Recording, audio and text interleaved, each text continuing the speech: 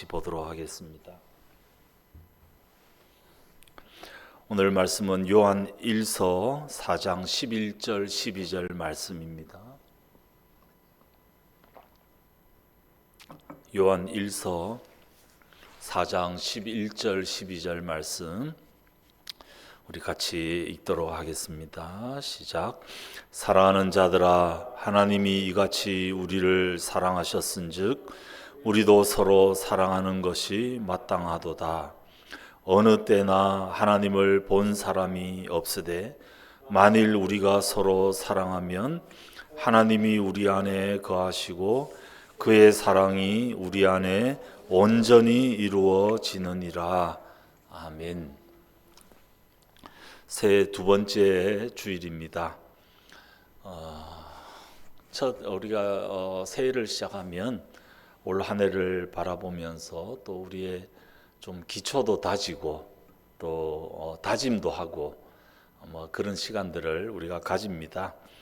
지난 주일에는 하나님만이 우리의 소망이십니다 라는 말씀, 귀한 우리 은퇴 목사님의 메시지를 통하여서 우리의 기초에 하나님의 일하는 소망이 있다라는 것들을 우리가 이렇게 같이 나눌 수 있었습니다.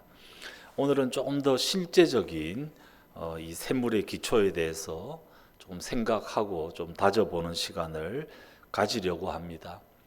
기초는 보이지는 않지만 기초가 튼튼해야지 그 위에 있는 건물들이 튼튼하게 잘 있을 수 있습니다.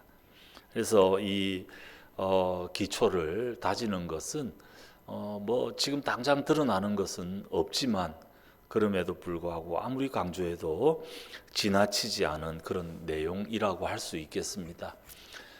기초는 우리가 잘 아는 우리 원주희 목사님을 통해서 참 많이 들었던 그런 내용들입니다. 그렇지만 또 다시 한번 이 기초를 다지는 시간을 잠시 가지겠습니다. 우리 샘물의 그 기초 밑에는 세 가지 기초가 있다고 생각을 합니다. 첫 번째 우리 샘물은 당연히 병원입니다. 샘물 호스피스 병원이죠. 네, 우리는 병원이라는 이 정체성을 가지고 있습니다. 근데 병원은 보통 그 치료를 하는 큐어를 하는 곳인데 우리는 큐어보다는 케어, 돌보는 사역에 조금 더 방점을 찍고 있습니다. 굉장히 특수한 그런 병원, 특별히 말기암으로 인한 그 통증 때문에 힘들어하는 분들에게 통증을 완화하는 완화병원이 우리 샘물병원의 정체성입니다. 그런데 이 통증을 완화하는 것이 단순히 신체적인 접근만이 아니라 또 심리적인 또 사회적인 영적인 다양한 접근을 통해서 이분들의 몸과 마음, 심리적인 영적인 통증을 완화하는 곳이 바로 우리 샘물병원의 아주 독특함이라고 할 수 있겠습니다. 그래서 우리 원 목사님도 그러시고 우리 회장님도 그런 말씀하셨지만 이곳은 정류장, 대합실, 마지막으로 우리의 목적지에 가기 전에 잠시 대기하는 그런 곳이기도 합니다. 그래서 굉장히 전인적인 의료 접근을 통해서 처음에 이곳에 올 때 얼마나 무섭고 불안하고 여러 가지 착잡한 마음을 가지고 오는 분들을 존엄하게 마지막을 잘 보낼 수 있도록 웰 다잉 할 수 있도록 그렇게 통증 완화하는 그 일을 위해서 우리가 정말 최선을 다하고 있는 그런 곳이 바로 이 샘물병원의 정체성이라고 할 수 있겠습니다. 그래서 치료보다는 돌봄, 평안하게 이곳에서 잘 지내도록 돕는 것, 이것이 우리 병원의 목표 가운데 하나입니다. 그리고 샘물은 병원만이 아니라 가정의 기능도 하고 있습니다. 샘물은 가정입니다. 시설도 그래서 가정처럼 온도를 깔고 어디서나 편안하게 지내실 수 있도록 하고, 식사도 마음껏 드시도록 뭐 그렇게 하고, 그래서 이곳에 오는 모든 분들이 끈끈하게 포기하지 아니하고 그렇게 지내도록 합니다.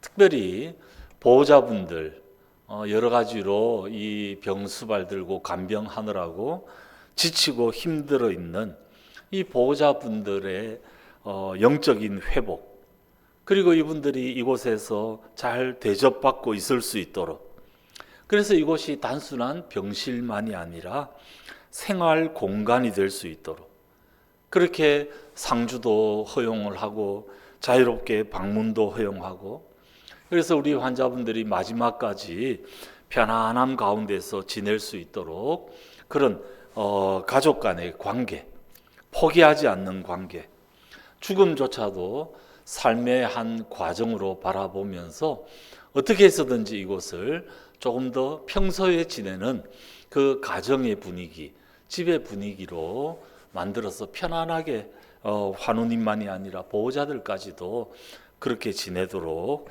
그렇게 돕기 위해서 애를 쓰고 있습니다. 샘물은 병원이고 샘물은 가정입니다.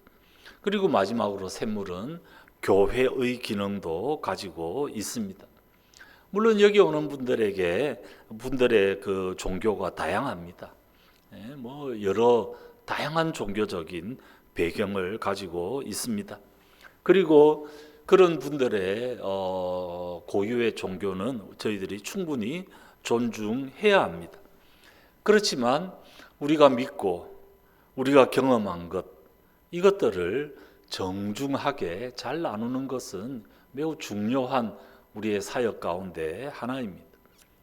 베드로전서에서도 너희 가운데 있는 소망에 관한 이유를 묻는 사람들에게 대답할 것을 준비하되 온유함과 두려움으로 하라. 선한 양심과 선한 행실로 하라.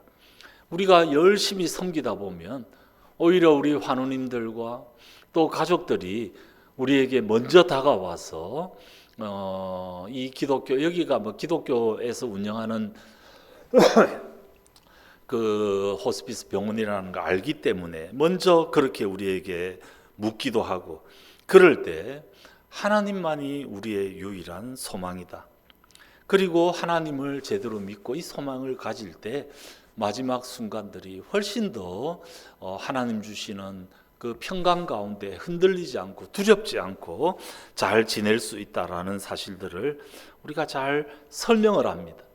그래서 세례도 많이들 받고, 세례를 받고 난 다음에 소망 가운데 아주 당당하게 마지막을 맞이하는 모습을 볼 수 있습니다. 우리 1월 9일에는 한 병실에 있는 세 환우님이 동시에 세례를 받고요.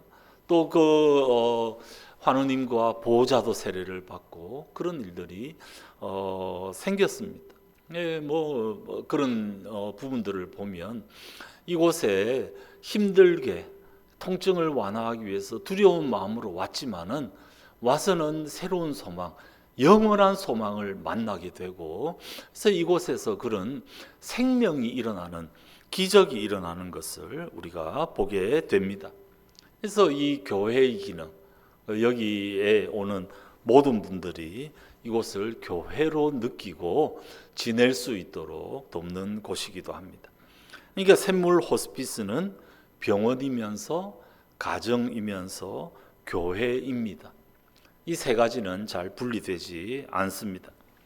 병원으로서 전인적인 그런 완화, 의료, 통증을 관리하는 케어를 하고, 가정으로서 관계와 일상이 잘 유지되고 회복되도록 돕고, 교회로서 신앙의 영적 공동체적 성격을 가지고 소망을 나누고 확인하는 서로 연결된 공동체로서의 삶을 우리가 이곳에서 살아갑니다.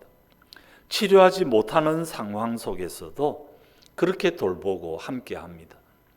사망의 그 공포 때문에 사망의 이 공포의 종노릇하던 그 삶에서 이 죽음의 문제를 삶과 신앙의 문제로 다시 불러오고, 그래서 소망 가운데서 이 공포를 극복하고 그렇게 하는 것이 바로 이 샘물 공동체라고 할 수 있겠습니다. 이렇게 병원, 가정, 교회 이 세 가지 기능을 우리 샘물이 그동안에 33년 동안 계속해서 해왔습니다. 그런데 우리가 생각을 해보면 이 병원과 가정과 교회로서의 샘물 호스피스 이 모든 정체성을 누가 우리에게 주셨고 누가 이 일들이 가능하도록 하는가? 하나님께서 하시는 거죠. 하나님께서 그동안에 그렇게 하도록 해 주셨습니다. 그런데 하나님께서 그것을 직접 하시지를 않고 이 하나님의 영에 사로잡히고 하나님의 사랑에 사로잡히고 하나님의 사랑을 제대로 경험한 사람들로 하여금 이 사역을 감당하도록 우리에게 이 사역을 위탁해 주셨습니다. 우리를 하나님의 협력자로 세우셨습니다. 하나님이 우리를 사랑하셨다는 것을 마음속에 담고 있는 사람들은 서로 사랑하는 것이 당연한 것임을 압니다. 우리 하나님은 우리 없어도 사람들이 아니라도 당신의 놀라운 일들을 얼마든지 수행할 수 있는 전능하신 하나님이십니다. 전능하신 하나님을 우리가 믿지 않습니까? 사도신경에서 그렇게 고백을 합니다. 전능하다라는 말은 뭐든지 할 수 있다는 말씀이죠. 그런데 그 전능하신 하나님은 우리 없이도 이 모든 병원, 가정, 교회, 이 샘물 호스피스 사역을 할 수 있음에도 불구하고 하나님은 당신의 전능성을 스스로 제한하십니다. 스스로 제한하셔서 사람이 자발적으로 협력하는 이 방법을 통하여서 당신의 사랑을 드러내기를 기뻐하십니다.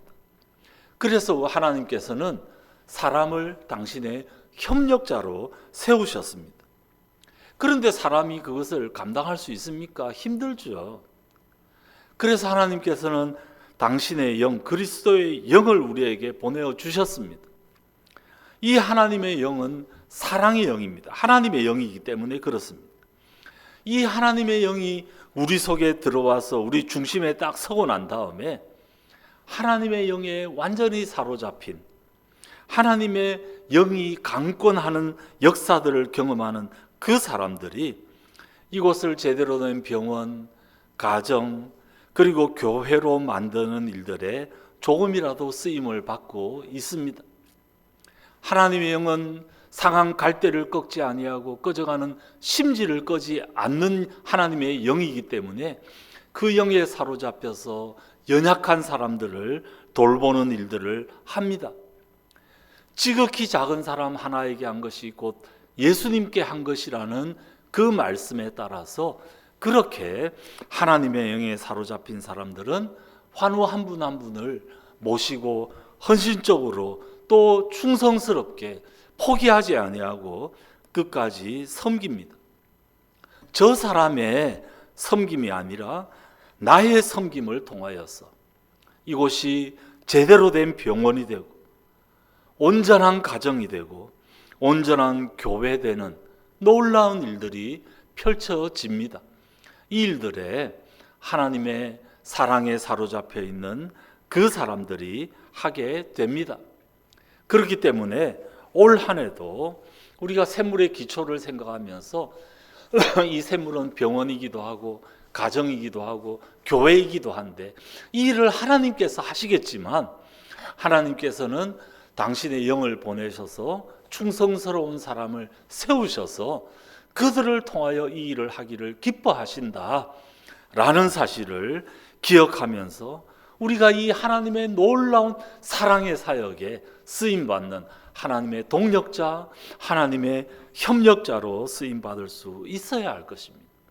그렇게 우리 한 사람 한 사람이 주님의 부르심에 따라서 그렇게 살아갈 때, 그렇게 사역하고 하루하루를 보낼 때 그 혜택은 사실 우리에게 돌아옵니다.